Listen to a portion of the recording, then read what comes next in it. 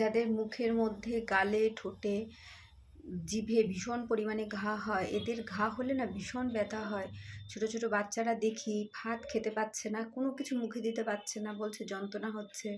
উপরে একটা সাদা কোটিং মতন পড়ে থাকে। কারোর আবার ঠোঁটের ভেতরে, জিভের ভেতরে দেখি লাল হয়ে রয়েছে, পুরো কোনো খাবার ছোঁয়াতেই পারে না, এত ব্যথা হয়। তো এদের বিভিন্ন ভিটামিনের অভাব দেখা যায়, যার জন্য এটা হয়।